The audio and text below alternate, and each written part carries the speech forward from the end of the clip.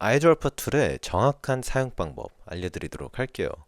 기본적으로 오브젝트를 먼저 선택을 하죠. 그 다음에 아이드로퍼 툴 선택을 한 후에 내가 원하는 색깔을 클릭을 해서 현재 오브젝트의 색깔을 바꾸죠. 이게 기본적 사용 방법이죠. 자, 그러면 이런 경우 오브젝트가 굉장히 많죠. 제가 하단에 있는 네모들을 위에 있는 색깔로 바꿔볼 건데 지금처럼 클릭하고 아이드로퍼 툴 전환, 그 다음 클릭 이런 식으로 하면 오래 걸리죠. Alt 키를 누르고 있을 때 안에 내용물이 들어가 있는 걸 확인할 수 있어요. 아무것도 선택이 되어 있지 않은 상태에서 내가 원하는 색깔을 먼저 추출하고 Alt 키 누르고 있는 상태로 색깔을 넣어주시면 돼요. 조금 더 여러 가지의 색깔을 빠르게 넣을 수가 있겠죠. 세 번째, 오른쪽에 있는 색깔을 추출을 하려고 하면 색깔뿐만 아니라 속성이 바뀌어버리죠.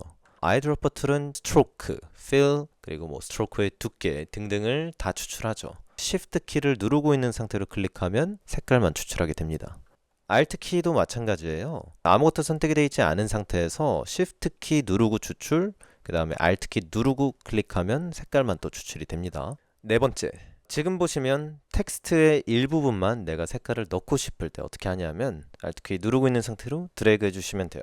자, 근데 여기서 문제점이 만약에 지금처럼 다른 폰트인 경우에는 색깔을 추출, Alt 키 누르고 드래그를 하는 순간 폰트까지 바뀌게 되죠. 이럴 때는 어떻게 하냐, 우선 아무것도 선택이 돼 있지 않은 상태에서 내가 원하는 폰트를 클릭을 해주시고 그 다음에 Shift 키 누르고 추출, 그 다음에 Alt 키 누르고 있는 상태로 드래그를 해주시면 돼요.